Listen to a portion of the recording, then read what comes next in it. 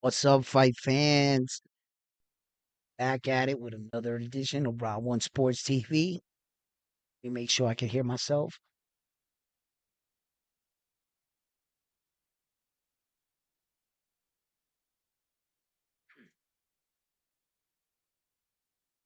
What's up, fight fan? All right. So I'm gonna let you guys start joining in into the live stream, and as we start to prepare that, a little bit of intro music here, and I'm gonna get everything situated, and we're gonna start this show. Okay.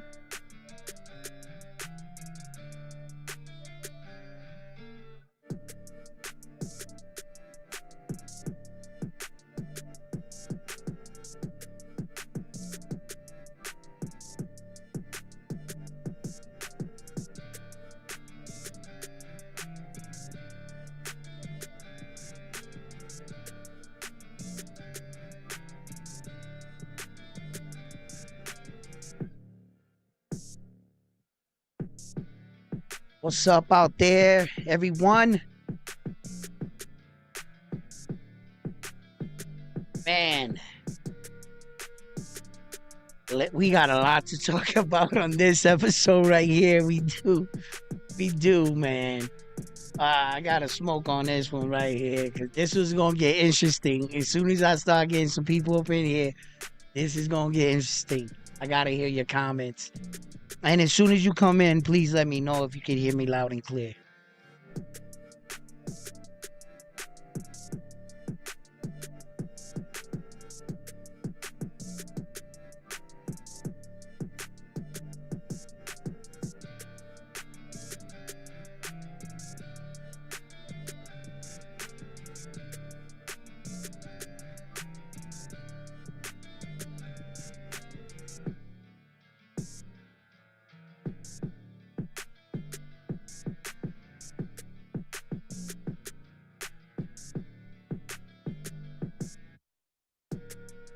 What's up? All right, let's get this show started. We have a lot to cover. So, we got Subriel Matias and Um, his next opponent has been announced, and they will be fighting in Puerto Rico. Interesting enough, his next opponent is Elvis Rodriguez. Now, Elvis Rodriguez comes to us with a record of 15 fights, one way by loss, and 13 knockouts. He has an 86% knockout ratio.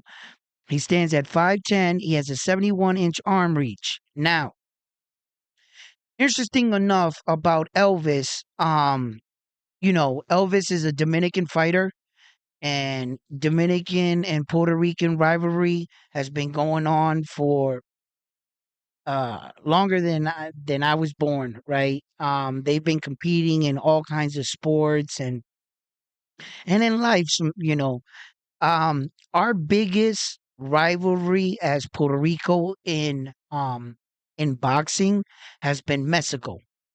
It's been Mexico Puerto Rico rivalry for a long time. There's been some decades and moments where Mexico had the upper hand, and then there's been some decades where Puerto Ricans had the upper hand, and it's been a great rivalry. But the rivalry between Dominican fighters and Puerto Rican fighters has been really for a long time. It's been one sided. But Dominican fighters have come a long way in recent years, and they're showing that they're here to compete. Um, some of their fighters have become world champions, like Hector Garcia that fought Tank Davis. He was a world champion at 130 pounds. Um, and Elvis here is showing that he does have a lot of skill. If you're not familiar with Elvis Rodriguez, you can go check him out, his highlights. Now, here's the thing, and here's my breakdown on both these fighters, right? First of all, we announced Elvis, so let's announce Subriel Matias, right? Subriel Matias comes to us with a record of, um, he's 31 years old, right? He's 5'8". He has a 71-inch arm reach, right? And here's one of the most interesting things I find about Subriel Matias right now, right? Um,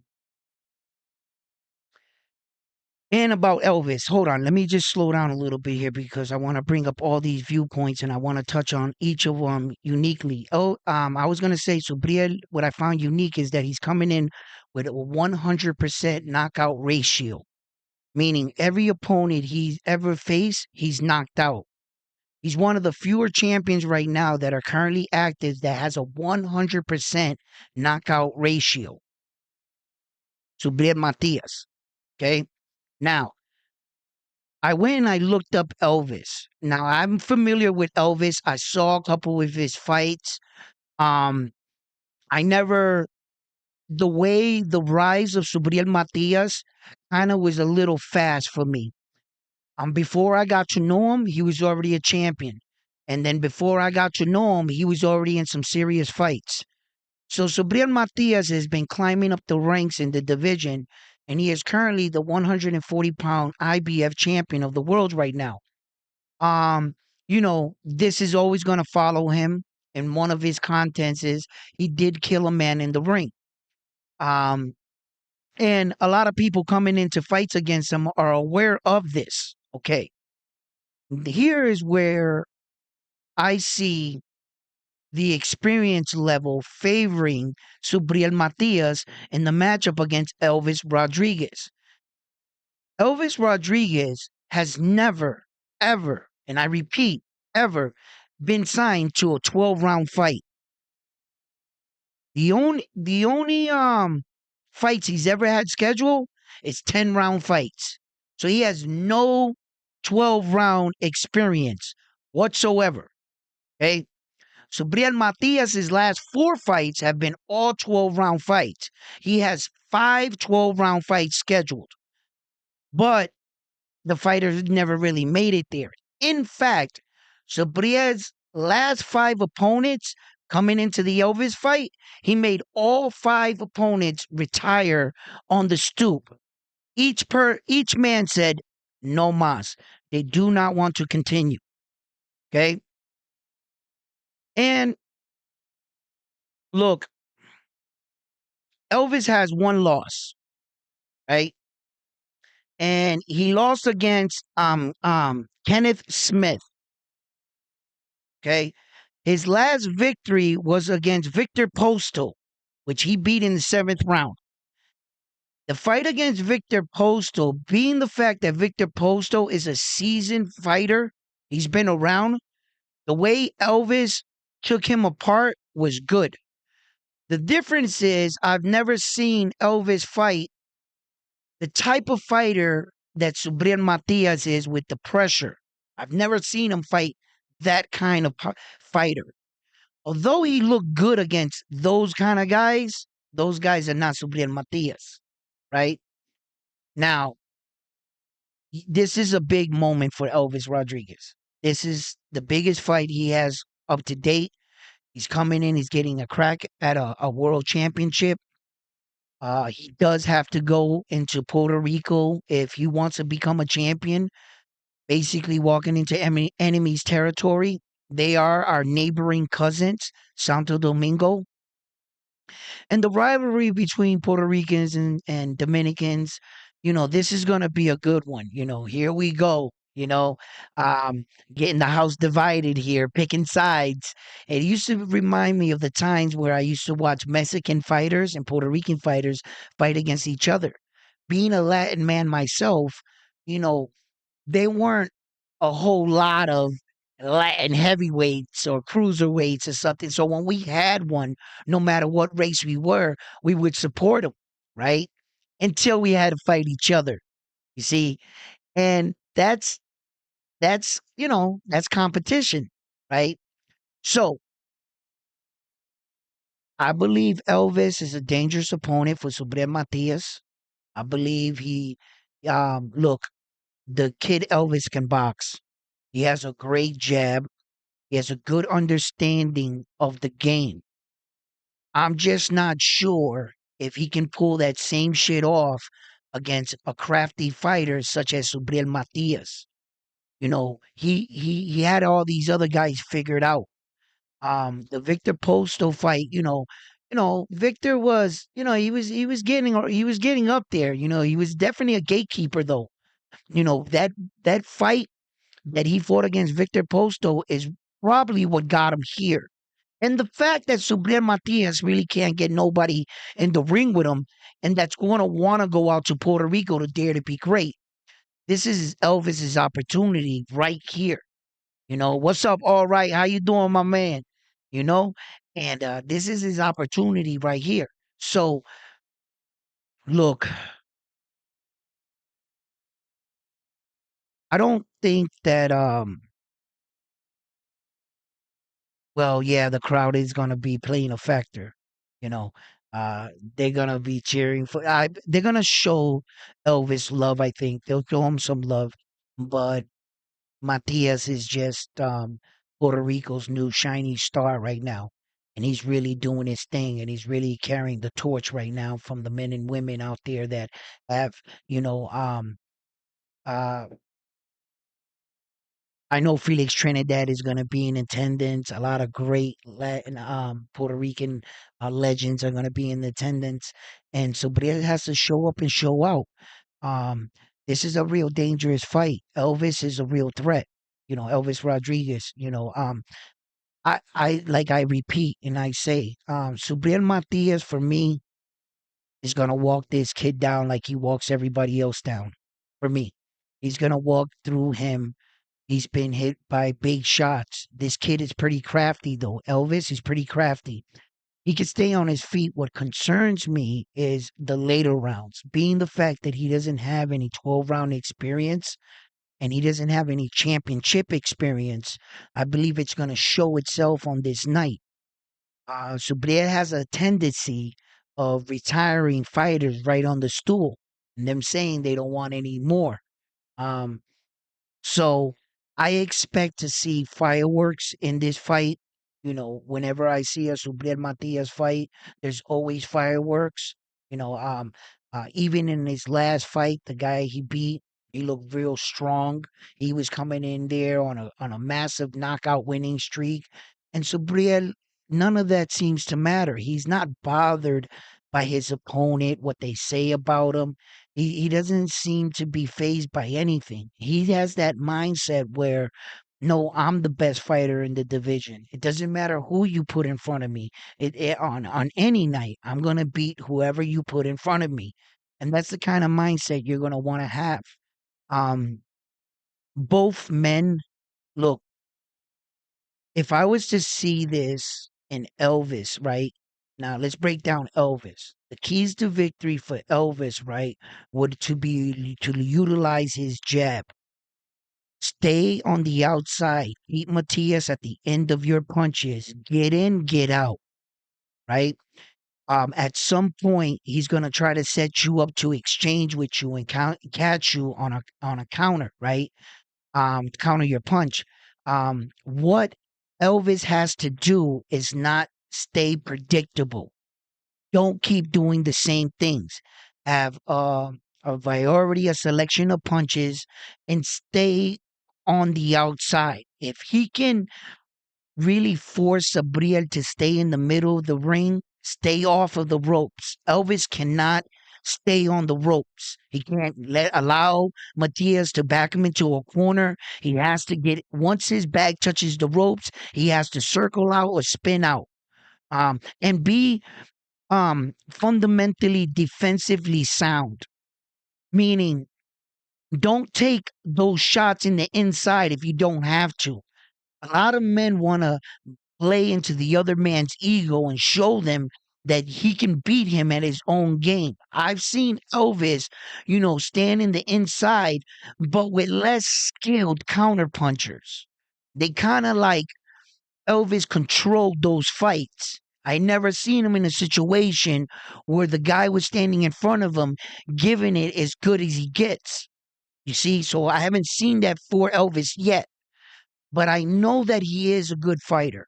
Okay, I want to see where his chin is at. I want to see where his durability is at. I haven't seen Elvis really, you know, tested the Subriel way. There are many different tests you can be tested in fighting, and Subriel is definitely going. Matias is definitely going to test you. Okay, I would like to see that. I've seen fighters in fights, and I've seen them rise to that occasion in a fight. I also seen that same fighter not do so well against the pressure type fighter and a fighter that has you going backwards all night. If Elvis is going backwards and he's getting fatigued, right? And let's just remember this is his first world title fight. A lot of these factors can play into the young man's night, or he could be as cute, calm, cool, and collective. We don't know. I want to see this, but he's game. Elvis is game. It's a good opponent. Ain't no tomato can. Okay. Uh, he has an opportunity to shock the world. Imagine that. He beats Subriel Matias in Puerto Rico and walks off with his belt. That's big right there. You can pull that shit off. That's saying a lot. Now, Subriel Matias, he's 31 years old. He has a 100% knockout ratio, right? And he revenged his only loss. And he made that guy quit. Right? Um, Look, Subriel is just gonna be Subriel. At this point, if you're not familiar, check him out. Everybody knows what Subriel Matias is gonna do in the fight. He's gonna get close to you. He's gonna inch his way closer and closer and closer to you until he starts touching you. And that's exactly what he's going to start off doing, just touching you. And it's not going to have that much snap to the punches. He's just going to be range finding you. And he's going to start to to get his distance down. Once he starts getting his distance, he starts working on his timing and the flow. Once he gets your distance and timing, and you've already allowed him in the front door to stand chest to chest with him because he's so relentless with his pressure coming forward, and he'll take punches just to come in the front door. Once he sees that he got his opponent to say, "Yeah, I'll meet you here," that's where he wants you. That's where he wants you. Now, he's been known to get caught with some pretty big shots. Okay.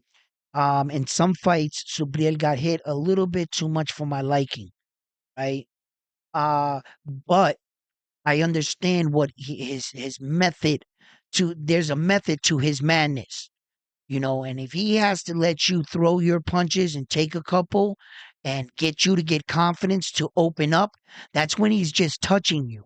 And then all of a sudden you start noticing that he's no longer touching you. Now he's snapping those same punches.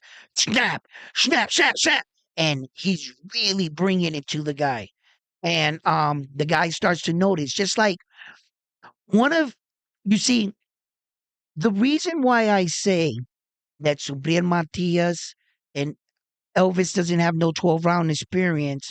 And if you expect to be a front runner on a fighter like Subriel Matias, go check out the Ponce fight with him and Ponce when he fought for the vacant IBF title. Ponce, that guy, came out and he threw almost 100 punches in the first round. If you remember that fight, 100 punches in the first round. He went for it against Subriel Matias. He went for, and he was catching Subriel, and he had him overwhelmed. And Subriel Matias, his patience, his poise, he knew he was going to get his opportunity. He was just calm, weathering the storm, letting Ponce shoot his load, and then here came Subriel Matias. And before you knew it, Ponce was hurt. Ponce was in there trying to survive. He was gas fatigued.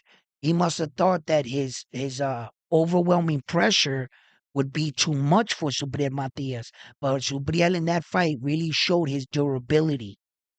He really showed that it's gonna take a lot. And Ponce is a hard hitting dude. He's knocking dudes out. He was undefeated. You know, he looked great in his shape, but it goes to show you if you don't manage your gas tank correctly, shit like that can happen. And he couldn't sustain those punches that Subriel broke him down. He chopped him down like a tree. He really did. And that was a great fight. So that's why I've seen Subriel in these kind of situations, and I don't think that Elvis is his little flair and his little counter punches and little sidestep isn't you know it unless he's throwing 100 punches like Ponce did, right? And got that kind of pressure for 12 rounds, you might be in trouble. So Elvis can't be a front runner in this fight. He's gonna have to box when he needs to box, fight when he needs to fight, get in, get out. Don't admire your work. Don't stand in the inside with him, and don't allow your back to the ropes. So Brielle is just gonna walk him down. He's just gonna walk him down. Touch, touch, touch, touch, pow. Touch, touch, pow. Touch, pow. Touch, pow. And that's how it's going to be for Subriel until he breaks Elvis down, and which, in fact, I think he's going to do. I think for as talented that Elvis Rodriguez is right now, there's levels to this. There's levels. And in order to fight a man like Subriel Matias, you better be on that level. You better bring um, a lot of toughness and smarts. The one thing, like I said, that a lot of those men did was fight into Subriel Matias's ego, and they were willing to exchange with him on the inside. um it's hard unless you trained to stay on your bike for 12 rounds and stay on the outside, that eventually, your gas tank is going to give up on you, and he's going to track you down. He's truly the boogeyman of the division. And I get it. He's a world champion, so you can't consider him a boogeyman. But not too many people are calling his name out. And the ones that are, I believe, are just cloud chasing T.O., right? Um, Look, maybe T.O. will fight him after this. After T.O. finishes his little fight, Subriel can wrap up this fight in Puerto Rico. Ed Hearns, you know how he moves. He's been getting shit done. From what I'm hearing too, Saul Canelo Alvarez signed back with Ed Hearns. First, they said it was what was it there? Amazon Prime, they were saying, remember? And then I guess that Amazon Prime shit went out the window. Now they talking about Ed Hearns. They looking at the PBC like, how the hell did you lose Canelo Alvarez? What are you talking about? The entire world knows who Canelo Alvarez is. That dude's kind of like a diva in some way. If he don't get his way, he gonna pout. And if you only trying to put the toughest fights inside, that's why when he signed that contract, Canelo knew what he was doing. He signed a 3-fight deal and only fought once with the PBC. He walked away with 2 more fights in the contract. Why you think he did that? Usually when they sign people to a 3-fight deal, you got to give me 3 fights. Somehow Canelo gets contracts where he can opt out. If that wasn't originally in his contract, where at any point he can say he can opt out, there was something fishy with that contract. He had no intentions on fighting 3 fights with the PBC. So he likes to be a free agent and fish around for the most money. But look, this fight is really big in a many, many different ways. If you don't know much about Subriel Matias or Elvis Rodriguez, I encourage you to go check them out. If you're a fight fan and you enjoy boxing, and meanwhile, until you see your favorite fighter, whoever that may be, in the ring. In the meanwhile, these are fights you can check out. If you love boxing and you enjoy the sport, these are some of the fighters that I recommend myself. Subriel Matias fight was always going to be an exciting fight. And like I said, check that fight out. Um, Other boxing news. Look, guys, Terrence Crawford's renegotiation, just in case, there's some people out there that still believe that somehow, some way, Errol Spence Jr. and Terrence Crawford are going to fight for that rematch, right? And that it's like not officially off the table. Well, I'm here to tell you that I don't think it was yesterday, it was the day before. The deadline to the renegotiation contract, the deadline was 2 days ago, right? So if they didn't come in an agreement by then, the rematch falls. So just in case you're thinking that Terrence Crawford is now a free agent, he can do whatever the hell he wants. So right now, it's truly up to Terrence Crawford as of right now because the deadline that it's posted was 2 days ago, and they didn't come to an agreement. So that is officially out of the way. Yeah, yeah. So now, a lot of fans are wondering, is it true? Is it Terrence Crawford going to stay true to his word? Is he going to fight Jerome Boutennis? I don't see that happening, but because I just think that he's just going to fight bigger fights at 154, being that the fact that they stripped the Charlo twin of all those belts, the 154-pound division is wide open, and the 160-pound division is wide open. Yeah.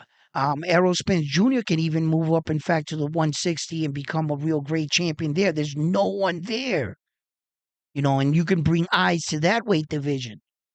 Yeah. There's room for people to move around, you know? And what's gonna happen to both the Charlo twins now? Or is this the end of both the Charlo twins? I don't know. And then one more thing. Do you guys think that Keith Thurman should be um Tim Zoo should be at 8-1? Keith Thurman should be an 8-1 underdog? Are you guys in an agreement with that? I gotta know. I gotta know. How many people out there think that Tim Zoo deserves an 8-1 underdog over Keith Thurman? You guys don't think that Keith Thurman got any bite left? You, I know he's been ring rusted out of the ring for a long time. Shit, that's still Keith Thurman, though. I don't know if his body's gonna be able to respond. I would hope he would have enough boxing sense. Denzel might knock him out. I don't know. I don't know, man. Look, every single time I go with what I know, then I start to fantasize and I start to think of possibilities. I start to judge the man for the man he once was. I had a prime Keith Thurman in there against Tim Zoo. Fuck no, bro. Keith Thurman might beat Tim Zoo. A prime Keith Thurman, he might rock Tim Zoo. But I don't know this Keith Thurman. I don't know this man. I haven't seen that man fight in a long time, and I can't give him my stamp of approval because I don't know what form of Keith Thurman we're gonna get. Just like I didn't know what form of Errol Spence Jr. we were gonna get. Las Vegas got, yo, that's crazy. 8-1. They're basically saying you got no chance in the world of winning this fight. That's a big smack to Keith Thurman. The gambling world's basically telling them, bro, you're punch drunk. Ain't no way you're gonna beat Tim Zoo, and nobody on the planet believes it. And when I looked up those odds, I was like, yo, that's crazy.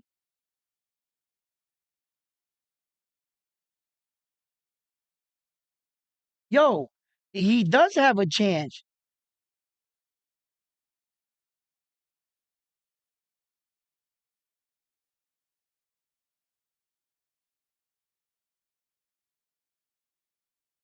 Look, Elvis looked good against those guys, and that's true, right? Victor Posto, uh, look, he Elvis does look good.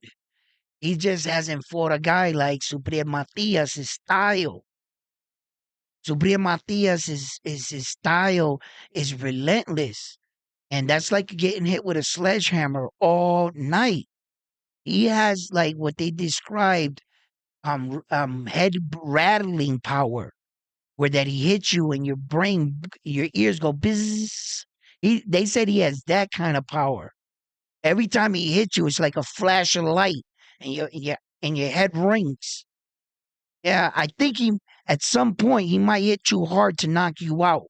I've hit guys like that, where you hit them too hard and you like kind of like wake them up. The shock is too much. Had you just lighten up a little bit, he probably would have went out. He might be on some shit like that. You know,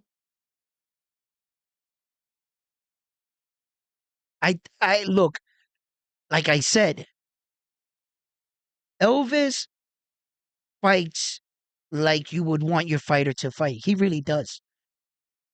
He's well coached. He's well coached. Um, if you give him enough time to think his way out of a boxing situation, he'll perform. If you don't let him breathe, you don't let him think, I would like to see how he performs. See, all right? There's a difference.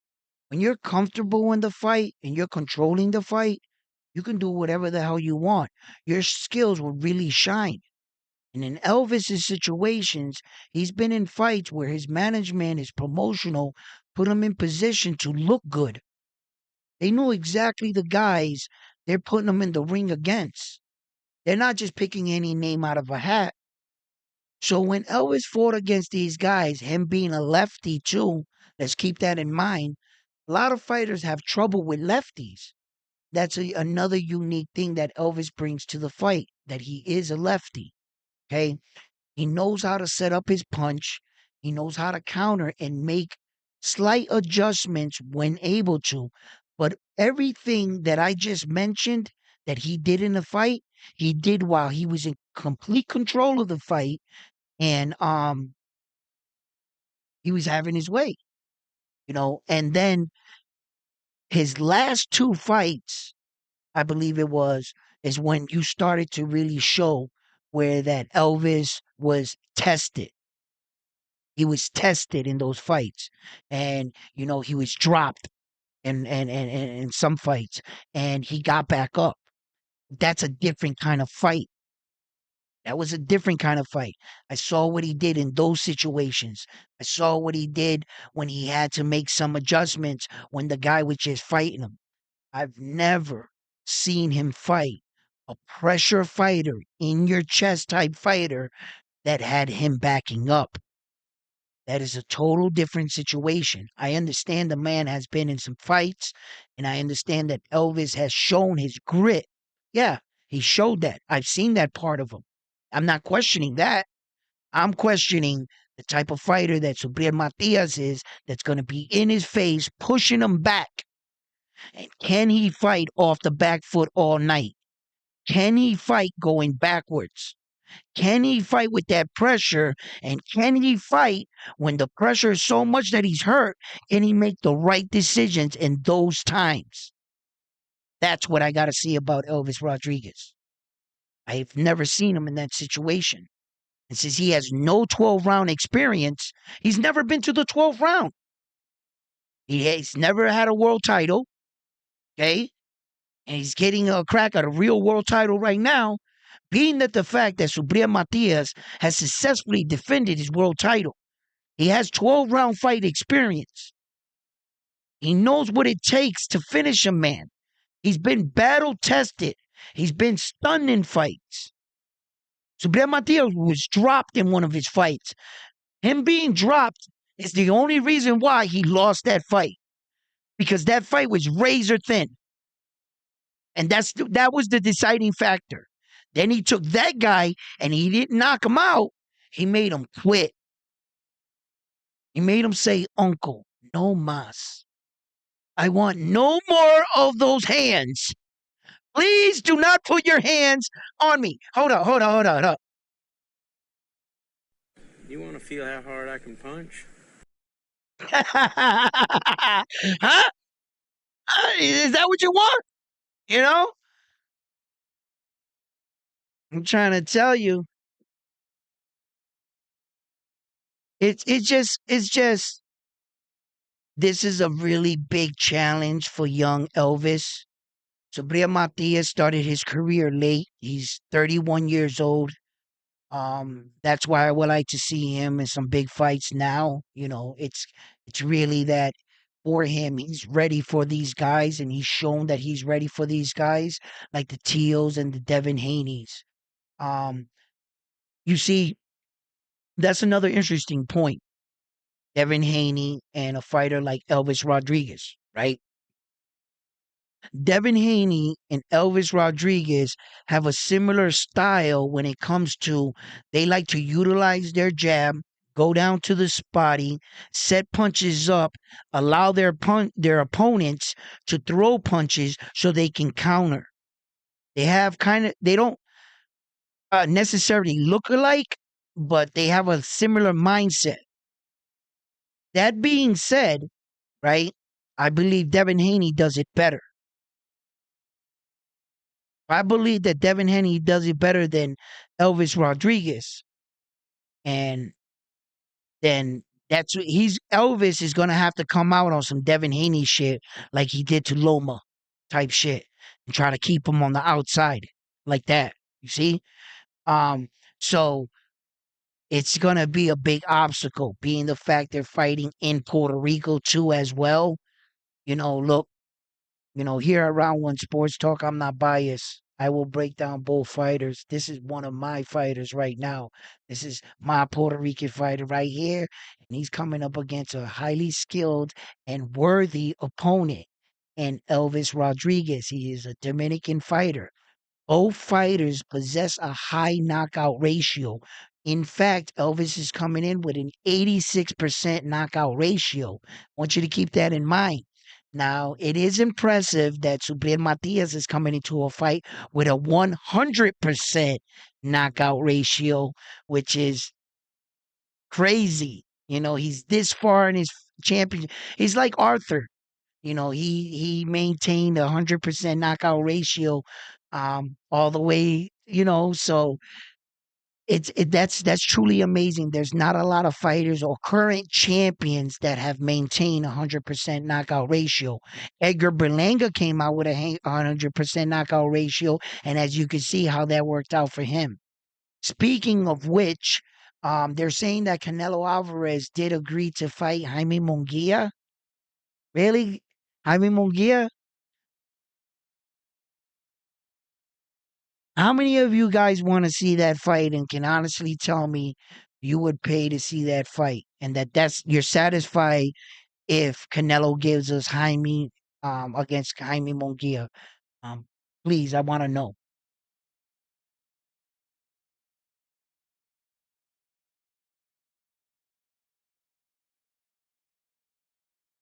I've heard of him, but I've also heard about the Jaime Munguia rumors.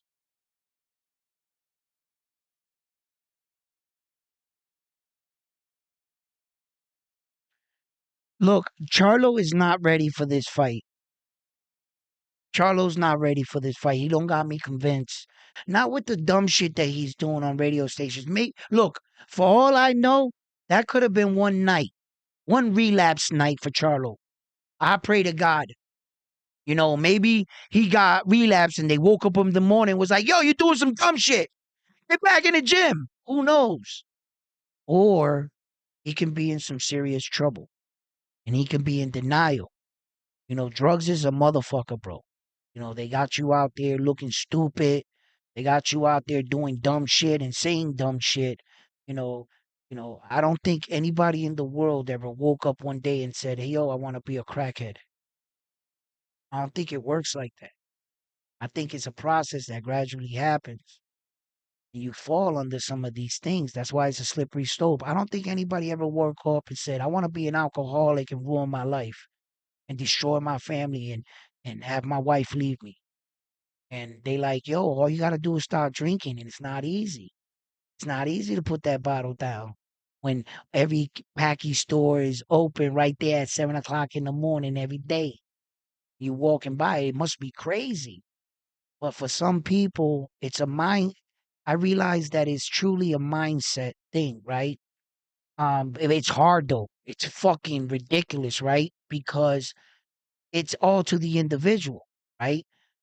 There's guys that do pills and opiums. They walk right by a liquor store. It doesn't bother them, but they can't walk by the dope man.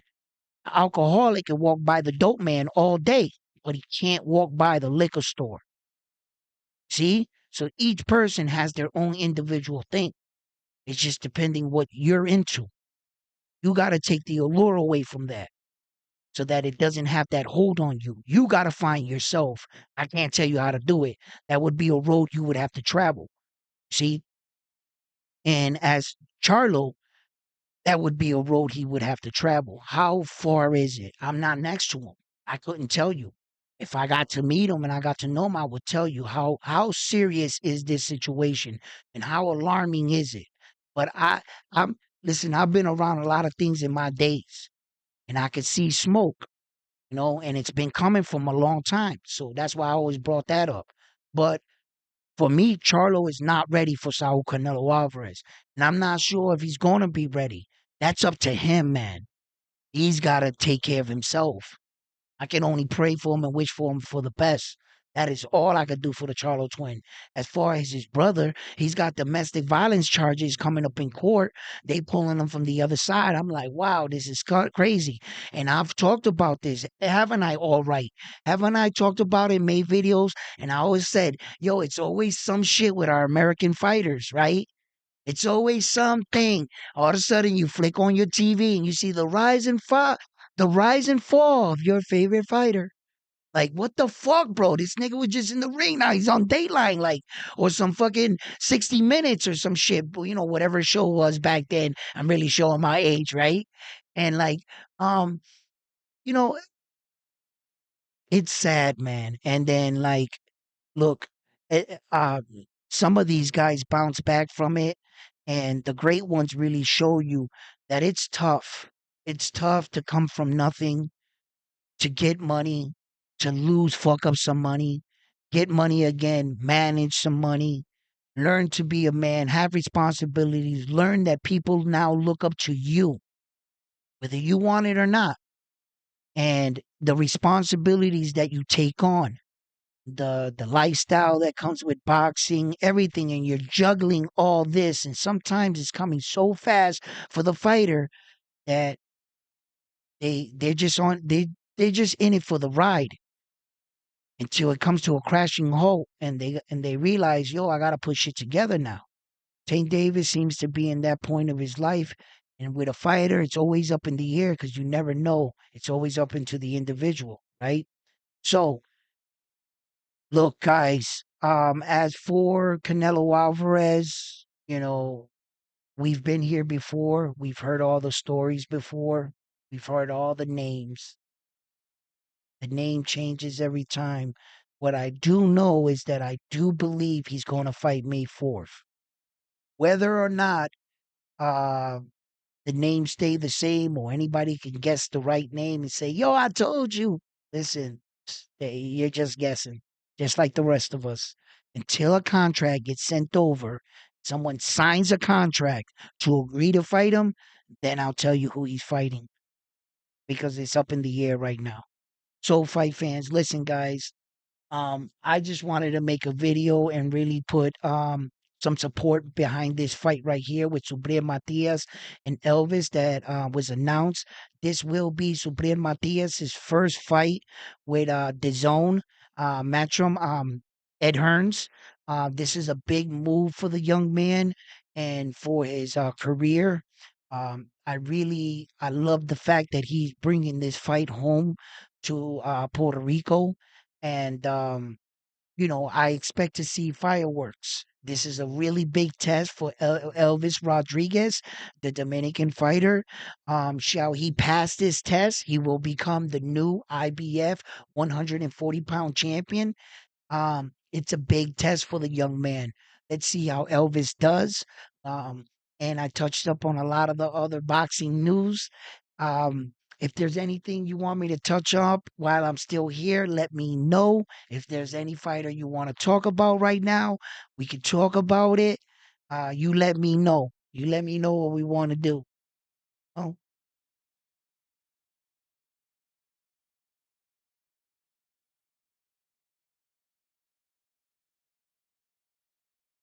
was there anything else I had to? I remember there was something else I was looking up too. Mm.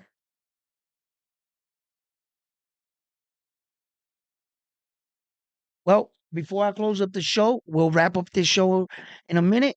But before I leave, I just want to let you guys know, okay, that in the start of 2024, we've gotten some interesting fights, right?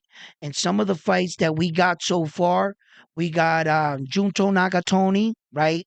We got Naoya Inoue's kid brother, right? Takuma. Andy Cruz jumped off on a card. He looked really good. Andy Cruz. He's going to show he's a real threat at the 135-pound weight division. And I think that potentially in the future, he can be an opponent for like the winner, whoever comes out of Vasily Lomachenko and George Kamboza. Okay, that can be a potential fight for them in the future. Okay, um, Errol Spence Jr. and Terrence Crawford's renegotiating contract. The deadline has expired, so that is official. So if you want to know any update, at least about that, you can take comfort in the fact that he's not going to be fighting Errol. So you can probably eliminate his name out of the equation because if they wanted to fight, they would have just signed the contract. So his next fighter will not be Errol Spence Jr. Where does Errol Spence Jr. go from here? Who would you like to see him fight next? And where would you like to see Errol Spence Jr. fight? What weight? 154? 160? I would like to see him at 160. I think that he has a better life as a champion in 160 because you guys see the storm that's going to 154, right? It seems like everybody's migrating now to 154. So he might, if he goes to 154, he's just going to probably run into Terrence Crawford again, you know? And they can entice other fighters from the 147 to move up. Jaron Boots Ennis. They can entice him to come up. Jaron Boots Ennis, for as good and as high talented as he is, you know, uh, he's in another situation where, yeah, he looked great against those guys. Those guys are not Terrence Crawford. Um, I know Terrence Crawford's getting up there in age. I get it. He's not really switching up from righty to lefty as fluent as he once did in his career. I get it, right? Uh, uh, but I think he knows the game a lot better. His experience is at a high level, and I think he can still beat, knock out, or give Jerron Boots Ennis a run for his money. All right, fight fans. I love you guys here at Round One Sports Talk. It's always been great. It's been a pleasure. I'm your host, Edwin. Please give the videos a like. And if you haven't already, please subscribe to the channel. And if you don't want to miss any of my videos, just click that bell notification icon and it will alert you to any videos that I post. So, fight fans, I'm going to be wrapping it up right now. And I hope you guys enjoyed yourself here at Round One Sports Talk. Peace. Wait, I'm on to the next one after this one here at Round One Sports Talk. Peace. Gotta close it out like that. That's my thing. Yo, peace. All right.